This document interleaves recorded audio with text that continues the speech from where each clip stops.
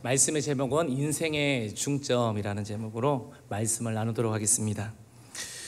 삶을 살아가다 보면요, 과거를 붙잡고 살아가는 사람들이 있습니다. 이들은 후회와 원망 그리고 실패를 잡고 살아가는 사람들입니다. 그런데 과거를 돌이켜보면 이런 것만 있는 것이 아니라 감사와 기쁨도 있는데, 과거에 집착하는 사람들을 보면 그 중에 좋은 것을 붙잡는 것이 아니라 실패와 원망, 부정적인 것을 붙잡고 살아가지 기쁘고 감사한 일을 붙잡고 가는 사람들은 잘 없는 것 같습니다. 긍정적인 것을 붙잡고 기억하는 사람은 그 긍정적인 기억을 통하여 앞으로 나아가지 과거에 집착하지 않습니다. 그리고 과거의 긍정적인 것을 기억하는 사람들은 미래지향적인 사람들입니다. 미래지향적인 사람들을 살펴보면 대부분 과거의 기억 중에서 고난을 긍정적으로 해석하고 감사하는 기억들을 붙잡고 사는 사람들입니다.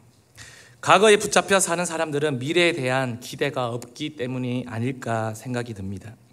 우리가 일상생활에 있었던 일들을 모두 기억하는 것은 쉽지가 않습니다. 만약 우리가 일상에 일어나는 모든 기억들을 다 해야 한다면 우리의 뇌가 그 용량을 감당하지 못하여 폭파할 것입니다. 그렇게 사람들이 모든 행동 가운데 기억은 선택이라는 것입니다. 미래에 대한 소망과 기대가 있는 사람들은 어떤 기억이 있는지, 그래서 무엇을 선택하는지 우리는 한번 보도록 하겠습니다. 산을 너무 좋아하는 사람을 한번 보세요. 올겨울 만약에 휴가를 제주도에 있는 한라산으로 가기로 해서 모든 예약을 해놓았다고 봅시다. 소망이 생기지 않겠습니까? 그러면서 일상생활을 하며 한라산 가기까지 무슨 생각이 들겠습니까? 계속해서 산 생각이 날 것입니다. 그 전에 갔었던 설악산, 태백산, 지리산 등을 생각하며 그때 보았던 단풍, 그리고 그 겨울산, 너무 예뻤던 것들이 기억이 날 것입니다. 이런 기대가 있으니까 이와 상응하는 과거의 기억들을 계속 떠올립니다. 기대가 있는 사람들은 과거의 기억 중에서 어떤 것을 선택할까요? 기뻤던 일, 감사한 일, 긍정적인 것을 계속해서 선택하게 됩니다. 반면에 기대가 없는 사람들은 어떨까요? 계속해서 부정적인 것을 선택하고 붙잡게 됩니다. 이 미래에 대한 기대와 긍정이 없으면 악순환들이 계속해서 일어납니다. 오늘 말씀은 인생의 중점에 있어서 과거와 현재, 미래를 붙잡는 사람들은 어떤 사람들인지 나누도록 하겠습니다. 인생의 중점에 있어서 첫 번째입니다. 과거를 붙잡고 사는 사람입니다. 과거의 부정적인 것들을 붙잡고 사는 사람을 말합니다. 실패와 원망, 후회 등을 갖고 살아갑니다. 이들은 미래에 대한 더 좋은 일이 일어날 거라는 기대가 없기 때문에 그렇습니다. 기억이라고 하는 것은 바로 선택입니다. 어떤 기억을 선택할 것인가 하는 것은 미래에 대한 기대와 깊게 연결되어 있습니다. 과거에 붙들려 사는 사람들의 특징을 보면 대표적으로 우울증을 앓게 됩니다. 이런 사람들은 하나님과의 관계를 한 번 더 살펴보아야 합니다. 즉 신뢰관계를 살펴보아야 한다는 것입니다. 정말 하나님에 대한 믿음이 있는 사람이라면 미래에 대한 기대감을 가질 수밖에 없습니다. 오늘보다 나은 미래를 주실 거야 하면서 말이죠. 미래에 대한 기대가 없다는 것은 둘 중에 하나입니다. 이것은 하나님에 대한 믿음이 없든지 하나님에 대한 잘못된 왜곡된 이미지를 가지고 있든지 말입니다. 왜곡된 이미지는 과거의 기억 속에 내가 잘못하면 하나님은 분명히 화를 내시고 벌을 주시는 분으로 기억하고 떠올립니다. 잘못된 이미지를 갖고 있을 때 미래에 대한 긍정적인 생각을 할 수가 없게 됩니다. 그런데 성경은 뭐라고 말하는지 보겠습니다. 빌립보서 3장 13절입니다. 형제들아, 나는 아직 내가 잡은 줄로 여기지 아니하고 오직 한 일, 즉 뒤에 있는 것은 잊어버리고 앞에 있는 것을 잡으려고. 뒤에 있는 것은 잊어버리고 앞에 있는 것을 잡으라는 것이 바로 성경의 명령인 것입니다. 즉 뒤에 있는 것을 잊어버리고 앞에 있는 것을 잡으려고, 즉 소망을 붙들고 살아라는 말입니다. 우리가 과거를 잡고 사느냐 그리고 미래를 잡고 사느냐는 성격의 차이가 아니라 바로 영적인 차이인 것입니다. 성경에는 과거를 붙잡고 사는 사람들을 찾아보기가 힘듭니다. 모든 하나님의 사람들은 미래를 붙잡고 사는 사람들입니다. 우리가 잘 아는 이삭과 요셉도 그렇습니다. 이삭은 아마 트라우마가 있었을 것입니다. 아버지로부터 어떻게 해요? 산 제물이 될 뻔했던 충격적인 그 사건이 아마 있었습니다. 그 사건이 그로 인해서 트라우마로 계속해서 뻗어갈 수 있었습니다. 그런데 성경에 보면 그 이후에 삶에 있어서 아버지에 대해 그리고 하나님에 대해 원망이나 후회하는 등의 이야기가 나오지가 않습니다. 과거에 붙잡혀 있지 않고 그는 미래의 소망을 두고 살았던 사람입니다. 또 한 사람 요셉을 보겠습니다. 요셉은 형들에게 배신당하고 애굽으로 팔려갔습니다. 이 사건이 얼마나 분노와 원한을 쌓을 만하지 않습니까? 평생 생각하면 복수할 만하지 않겠습니까? 또 보디발의 집을 위해서 평생 충성했건만 보디발 아내를 통해서 억울하게 그는 감당하지 못하여 감옥에 들어가는 신세가 되어버렸습니다. 얼마나 마음이 힘들었겠습니까? 만약 요셉이 이 기억에 잡혀 살았다면 그는 아마 우울증으로 그의 삶을 마감하지 않았을까요? 요셉에게도 단 한 번도 과거에 대해 원망하는 그 언급이 나오지가 않습니다. 감옥에서 자기와 비슷한 부류의 사람들을 붙잡고 하소연하는 장면이 나올 수도 있겠는데 그러한 장면이 하나도 나오지 않습니다. 그런 내용이 없습니다. 요셉도 소망을 붙들고 살았던 사람입니다. 하나님에 대한 믿음이 있었기 때문에 그렇습니다. 분명히 요셉은 노예로 팔려 있으면서 무슨 생각을 했을까요? 오늘 가는 다른 내일을 분명히 준비시켜 주실 거야 라는 믿음을 갖고 있지 않았겠습니까? 저와 여러분들에게도 동일하게 오늘 가는 다른 내일을 하나님께서 준비시켜 주시리라 믿습니다. 성령께서 우리 안에 거하시면 성령의 사람이 되어 하나님에 대한 믿음을 갖게 됩니다. 믿음이 있으면 이 고백이 나옵니다. 하나님은 신실하시지, 그리고 하나님은 실수가 없으시지. 이 사람은 소망을 분명히 갖게 됩니다. 성도님들 가운데 행여나 과거의 트라우마가 있습니까? 그 트라우마로 벗어날 수 있는 유일한 길은 믿음으로 벗어나는 것입니다. 나는 이해할 수가 없습니다. 하나님은 완전하셔서 실수가 없으신 분임을 믿으시기를 소망합니다. 성령의 사람은 과거를 붙잡는 것이 아니라 미래를 붙잡는 사람입니다. 성령의 대부분의 사람들은 무엇을 붙잡고 살아갑니까? 과거를 잊어버리고 미래의 하나님의 약속을 붙잡고 살아가는 사람들입니다. 이러한 사람이 바로 성령의 사람인 것입니다. 인생의 중점에 있어서 두 번째입니다. 현재를 잡고 사는 사람입니다. 현재를 잡고 사는 사람이란 모든 관심이 내 눈에 보이는 현실을 말하는 것입니다. 현재를 잡는 두 분류가 있는데요. 첫째는 현재의 감정과 느낌을 중요하게 생각하는 감정주의자가 있습니다. 둘째는 충실한 현실주의자가 있습니다. 이러한 사람들의 부류는 현재만 충실하고 미래를 준비하지 않았기에 뒤로 가면 갈수록 후회한다는 것입니다. 첫째, 그 감정주의자는 자기 감정이 중요한 사람입니다. 이 사람은 과거가 어찌됐든 미래가 불안하든 말든 현재가 좋으면 되는 것입니다. 이러한 사람은 재정적으로 빚을 많이 지게 될 가능성이 높습니다. 본인은 행복할지 모르나 주변의 사람들을 엄청 힘들게 만드는 사람입니다. 자기 감정이 중요시하는 부부 간에도 각자가 책임져야 할 부분이 있음에도 불구하고 상대가 책임져야 되는 부분이 생겨나게 되는 것입니다. 이러한 사람은 마치 사냥꾼에게 쫓겨가는 타조가 그만 조그만 구멍에다가 고개만 집어넣고 난 안전해 라고 생각하는 것과 똑같은 것입니다. 실제로 타조가 그렇다고 합니다. 내 감정만 괜찮으면 아무 문제 없다고 느끼는 사람은 많은 사람들을 힘들게 만듭니다. 두 번째 부류는 충실한 현실주의자입니다. 이 사람은 대부분 성실합니다. 이러한 사람은 현실에 충실하다 보니 욕심이 없어 보이기도 하고 야망이 없어 보이기도 합니다. 그러다 보니 미래에 대한 것은 별로 붙잡고 있지 않기 때문에 문제는 비전도 삶의 방향도 없을 수가 있습니다. 그래서 이 사람은 열심히 살긴 했는데 마지막에 돌아보면 본인이 어디에 있는지를 모를 때가 있다는 것입니다. 이러한 사람은 삶의 방향이 없기 때문에 인생 끝에 가보면 자신의 모습에 곧 실망하게 된다는 것입니다. 우리는 여기에서 짚어볼 것이 있는데요. 그저 있는 곳에서 최선을 다하라는 말에는 함정이 있다는 것입니다. 그저 방향 없이 있는 곳에서 최선을 다하는 것과 하나님이 부르신 곳에서 최선을 다하는 것은 분명히 차이가 난다는 것입니다.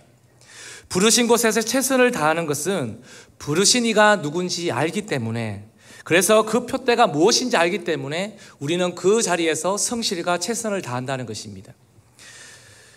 고린도전서 9장 26절을 함께 읽도록 하겠습니다. 그러므로 나는 다름질하기를 향방 없는 것 같이 아니하고 싸우기를 허공을 치는 것 같이 아니하며. 우리가 은혜 받았으니 그냥 내가 있는 곳에서 최선을 다해야지 하기에는 충분하지 않는 것 같습니다. 그 전에 뭐를 돌아봐야 되는 건지, 내가 머무는 곳이 하나님이 부르신 곳이 맞는가, 그걸 먼저 우리는 돌아보아야 한다는 것입니다. 앞으로 많은 청년들이 직장으로 가야 할 텐데요. 내가 가는 이곳이 부르신 곳이 맞는가, 그걸 먼저 우리는 생각하고 돌아봐야 한다는 것입니다. 부르신 곳이라는 확인도 없이 어떤 과정을 통해서 순종하며 왔는지 불순종하며 왔는지 아무런 점검 없이 그냥 내가 있는 곳에서 최선과 성실하게 사는 것만으로는 믿는 자의 삶이 아니라고 봅니다. 다시 한번 묻겠습니다. 하나님께서 부르신 곳에 우리들이 서 있습니까? 아니면 그저 있는 곳에서 머물러 계십니까? 그냥 최선을 다하는 것으로 충분하지 않습니다. 주님이 부르신 곳이라면 믿음의 싸움을 허공치지 말고 분명한 목적과 방향을 갖고 달려가시기를 소망합니다. 인생의 중점에 있어서 마지막 세 번째는요, 미래를 붙잡는 사람입니다. 사도 바울은 바로 여기에 속한 사람입니다. 과거는 잊어버리자. 이것이 바울 사도의 고백입니다. 뒤에 있는 것도 잊어버리자. 성령의 사람은 과거가 아니라 미래를 붙잡는 사람입니다. 성령이 우리 안에 거하시면 결국 이 땅의 것이 아니라 어디라도 사도 바울은 말하는지 한번 볼까요? 빌립보서 3장 20절을 한번 보겠습니다. 그러나 우리의 시민권은 하늘에 있는지라 거기로부터 구원하는 자 곧 주 예수 그리스도를 기다리노니. 사도 바울은 우리가 이 땅에 사는 것이 아니라 바로 우리의 시민권은 하늘에 있다는 것입니다. 땅의 일은 뭘까요? 그리고 지금 현재와 과거의 일입니다. 우리가 땅에 머문다는 것은 바로 과거의 일입니다. 그러나 앞으로 하늘은 미래에 있을 것이라고 말하고 있습니다. 아직 우리에게 그 하늘나라는 임하지 않았습니다. 지금 우리는 이 땅을 밟고 살아가고 있습니다. 과거 일어났던 기억도 땅의 일이고 지금 현재 내가 겪고 있는 일도 땅의 일입니다. 성령께서 우리 안에 임하시면 땅이 아니라 하늘의 일을 소망하고 바라보게 하신다는 것입니다. 그러면 이 땅에서의 삶이 아무리 버겁고 어려워도 다가올 미래를 소망하며 우리는 기다리게 됩니다. 기독교의 핵심이 무엇인지 아십니까? 바로 소망, 즉 예수를 바라보는 것입니다. 성령이 거하는 사람은 항상 소망을 바라보고 믿고 따라가는 사람입니다. 성령이 역사하면 과거와 현재를 붙잡고 있지 않습니다. 그것에 그 마음이 뺏기지 않는다는 거죠. 미래지향적인 사람이 다 하나님의 사람이라는 뜻은 아닙니다. 그냥 선천적으로 그렇게 태어나는 사람들도 있습니다. 이는 성령이 역사하여 미래를 잡는 사람들과 다른 면이 있다는 것입니다. 다른 면 두 가지가 있다면, 첫째, 하나님이 하실 내일을 믿기 때문에 기도하는 점에서 다른 것입니다. 타고난 미래지향적인 사람들은 그냥 마냥 낙천적인 것입니다. 낙천적인 생각을 합니다. 성령의 사람은 그 사람이 우울증이든 담즙이든 관계없이 하나님에 대한 믿음 때문에 미래가 다른 것입니다. 두 번째는 미래를 넘어서 영원한 미래를 소망한다는 점에서 다릅니다. 낙천주의는 그냥 이 땅에서 내일은 다를 거야, 내일은 더 잘 될 거야 이렇게 기대하지만, 성령의 사람은 땅의 것이 아니라 앞으로 영원한 하나님의 나라를 믿음으로 소망하기 때문에 그렇습니다. 과거를 붙잡고 있는 사람은 한 발짝도 앞으로 나아갈 수가 없습니다. 과거와 현재에 붙들려 있는 한 성령의 사람이 될 수가 없습니다. 과거와 현실에 붙잡혀 있으면 계속해서 자기 연민에 붙들려 믿음이 약해집니다. 현실의 즐거움에 너무 집착하면 믿음을 타협하게 됩니다. 그러면 하지 말아야 될 일들을 계속해서 하게 된다는 것입니다. 앞을 바라보시고 하나님의 행하시는 일들을 우리는 바라보았으면 합니다. 그리고 하나님을 우리는 계속적으로 기대했으면 좋겠습니다. 미래를 바라본다는 그 자체가 하나님을 바라보는 것이기 때문에 그렇습니다. 성도님들 가운데 과거에 아무리 어두운 기억과 억울한 일이 있더라도 바울의 고백처럼 뒤의 것은 잊어버리고 오늘 가는 다른 내일을 준비하시면서 완전한 하나님을 붙드시기를 소망합니다. 성경에 등장하는 하나님의 사람들은 모두 미래를 붙잡는 사람들이었습니다. 룻의 인생을 한번 보도록 하겠습니다. 룻은 이방인이었습니다. 지금으로 말하면 외국인 노동자였습니다. 유대인들이 멸시에 맞지 않는 모압 출신이었습니다. 그 남편은 먼저 죽고 맙니다. 룻은 몇 번의 갈등 상황을 겪었을 것입니다. 시어머니를 따라 유대 땅으로 내가 가야 할까? 시어머니의 권유로 시댁 친척인 보아스와 재혼해야 될까? 이젠 떨어진 곡식을 주우러 다니는 사람의 신세가 되었던 것입니다. 이방인 여인인 이 룻에 대한 사람들의 태도는 또한 어떠했을까요? 그리고 그것을 온전히 받아내야 하는 룻의 심정은 또한 어떠했을까요? 정말 감당하기 힘든 시간들이 아니었을까 생각해 봅니다.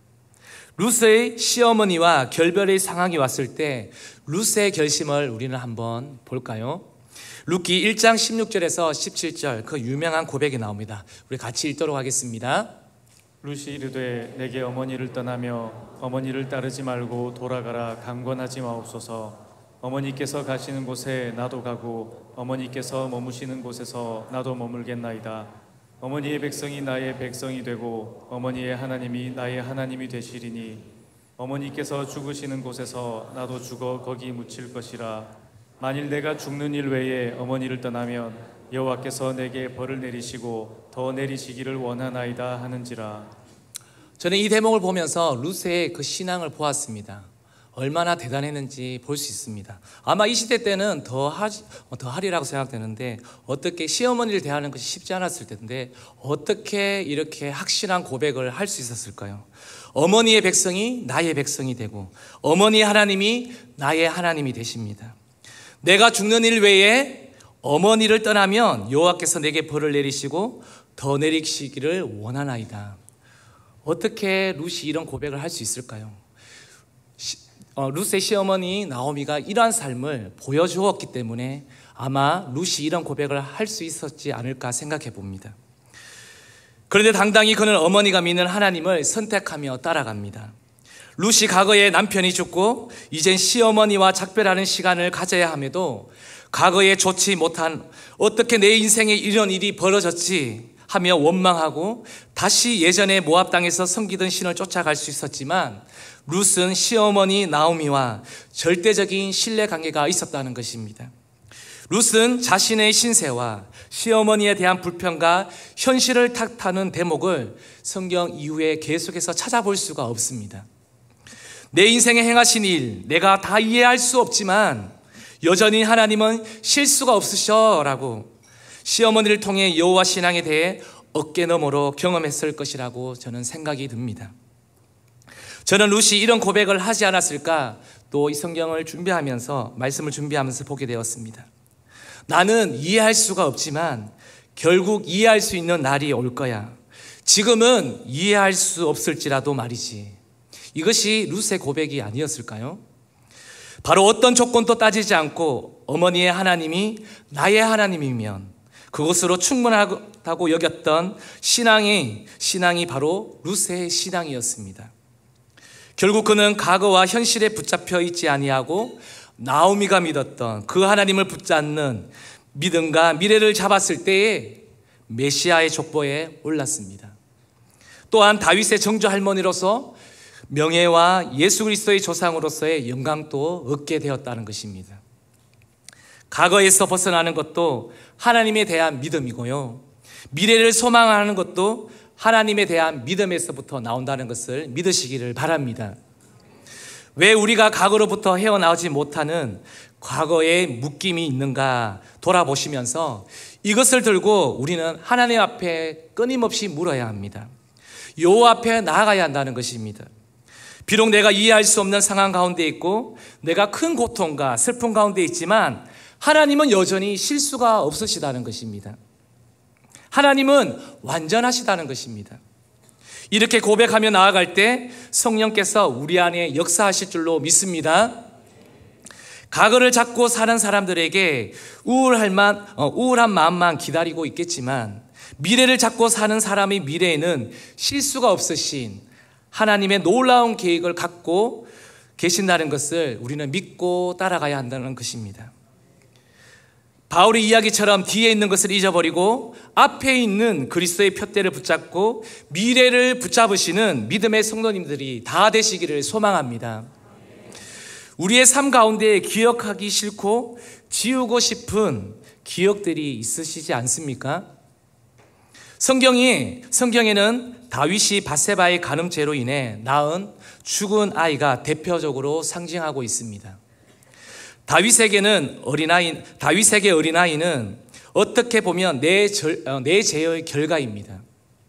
내가 겪은 억울하고 원통한 일을 당해도 잘 잊어버리지 않지만 내 죄로 인한 결과가 있을 때는 낙심과 절망, 죄책감으로 인해서 나는 역시 안 돼. 난 역시 기도해도 안 돼. 역시 내 기도의 수준은 이것밖에 안 되라고 나를 사로잡습니다.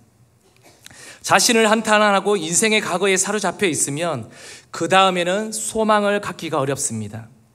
비록 다윗이 잘못으로 말미암아 아이가 죽음에 처하게 됐지만 그는 그럼에도 불구하고 하나님께서는 나도 그가 기억하지 않으니까 너도 기억하지 말라는 것이 바로 하나님께서 다윗에게 주는 메시지인 것입니다. 시편 103편 12절 말씀을 함께 읽어볼까요? 동이 서에서 먼 것 같이 우리의 죄과를 우리에게서 멀리 옮기셨으며. 하나님께서는 우리가 과거에 어떤 큰 죄를 지었다 할지라도 우리가 하나님 앞에 순복하며 나아갈 때 하나님께서는 우리의 죄를 동이 서에서 먼 것 같이 우리 죄를 멀리 하신다는 것입니다. 다윗은 철저하게 미래를 잡고 사는 사람이었습니다.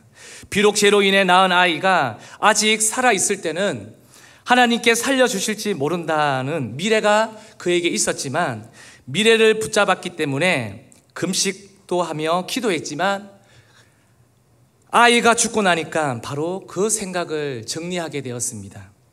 그 말씀이 사무엘하 12장 21절에서 23절에 있는데요, 이 말씀을 좀 더 리얼하게 우리가 듣기 위해서 드라마 성경을 한번 들어보도록 하겠습니다. 엘시다이 그에게 이르되 아이가 살았을 때에는 그를 위하여 금식하고 우시더니 죽은 후에는 일어나서 잡수시니 이 일이 어찌되니까? 아이가 살았을 때 내가 금식하고 운 것은 혹시 여호와께서 나를 불쌍히 여기사 아이를 살려주실는지 누가 알까 생각함이거니와 지금은 죽었으니 내가 어찌 금식하랴? 내가 다시 돌아오게 할 수 있느냐? 나는 그에게로 가려니와 그는 내게로 돌아오지 아니하리라. 아멘. 더 리얼하지 않습니까? 엄청난 고통과 슬픔 앞에서도 과거는 과거다 돌렸던 사람이 바로 다윗이었습니다. 그리고 그는 미래를 붙잡습니다. 그리고 그는 조금도 망설이지 않습니다. 옷을 갈아입고 하나님 앞에 나아가서 하나님께 경배합니다. 바로 이것이 다윗의 믿음이었습니다. 어디 누가 이 다윗의 믿음을 본받고 싶지 않습니까? 우리는 지난 한 주간 새벽과 저녁으로 특별 기도회를 가졌습니다. 아이들로부터 어른에 이르기까지 개인마다 다양한 상황들 속에서 기도하며 하나님을 만났던 시간들이었습니다. 특별히 이번 특별 기도의 주제는 하나님을 경험하라는 주제로 우리가 어느 때보다 더 많이 아이들이 하나님을 붙들고 기도했던 시간들이었던 것 같습니다. 주중에 목요일과 금요일 그날 교회에서 철야를 하게 되었는데요. 어느 때보다 그 10시 기도회가 마치고 난 후에도 사람들이 떠나지 않고 많은 사람들이 곳곳에 앉으셔서 기도하는 모습을 보았습니다. 본당을 가득 메우고 기도하는 모습을 보았습니다. 그것을 보고 놀랐고요. 저는 또 이 강대상에서 기도하는 초등학생들이 기도를 끝내고요. 그리고 침낭을 펼치고 7명, 8명 정도 되는 아이들이 이 아이들이 이곳에서 침낭을 깔고 자는 모습을 보면서 그냥 제 마음속에서 가슴이 뜨거워짐을 보게 되었습니다. 이 아이들에게 이곳이 거룩한 곳이 되었으면 좋겠다. 야곱이 하란을 향해 가면서 혼자 어떤 곳에서 돌베개 베고 잠을 청하는데 하나님의 사자가 오르락 내리락 하는 꿈을 꾸게 됩니다. 하나님은 야곱이 누운 곳을 그와 그 후손에게 주겠다고 약속하지 않았습니까? 바로 그곳이 하나님의 임재와 만남이 있던 곳 베델이었습니다. 저는 이 말씀이 떠오르면서 우리 아이들이 이 강단에서 침낭을 덮고 기도하며 또 기도의 소리를 들으며 잔 이곳이 바로 베델이 되었으면 좋겠다라는 마음이 생겼습니다. 이들이 앞으로 살아갈 때 장래에 대한 두려움과 걱정이 앞설 것입니다. 삶이 내 뜻대로 되지 않을 때 교회에서 기도하며 침낭을 덮고 잠들었던 은혜의 때를 이 아이들이 분명히 잘하며 기억하지 않겠습니까? 이런 경험이 있는 아이들은 미래에 어디를 가든지 주님은 나를 떠나지 않아 나와 함께 하신다는 것을 마음에 새길 것입니다. 앞으로 더 많은 아이들과 더 많은 부모님들이 이 무너져가는 시대 가운데 이 세상 중에서 교회를 우리가 믿음으로 지켜나갔으면 좋겠습니다.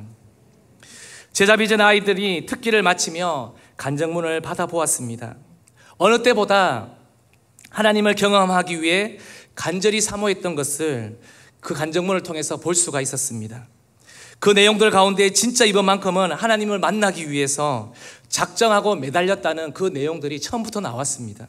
어느 때와는 다르게 진짜 이번에는 만나고 싶어요. 특별히 이번 기간 동안에는 제자비전 수업들도 조정을 했어요. 그래서 하나님을 더 만날 수 있는 시간들, 점심 전에 1시간 또 나와서 모두가 기도했던 시간들이 있었습니다.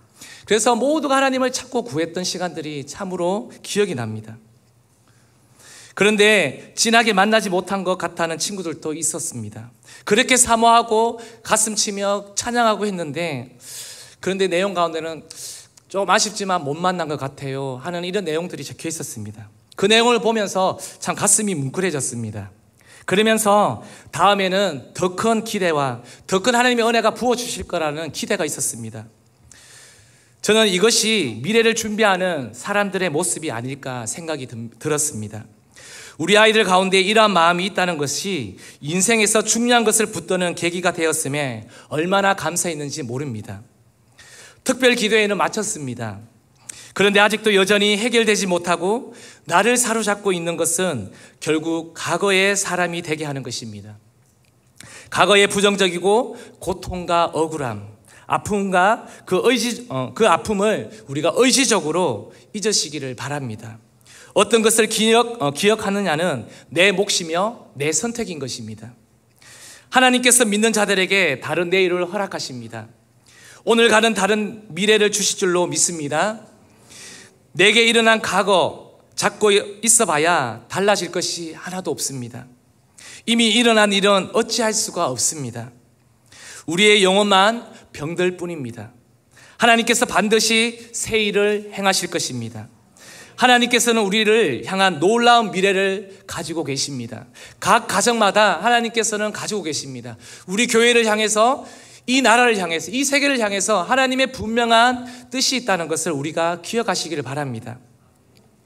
다윗에게 어제는 아이가 죽었지만 다윗이 하나님 앞에 나아갔을 때는 모든 가거를 지어주시면서 그 다윗에게 솔로몬이라는 그 아이를 선물로 주셨습니다. 저와 우리 성도님들의 인생도 똑같습니다.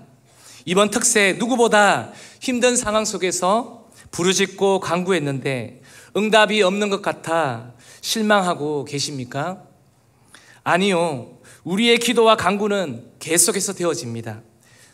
인생의 가장 중요한 인생의 중점을 붙드는 우리 모두가 되기를 소망합니다.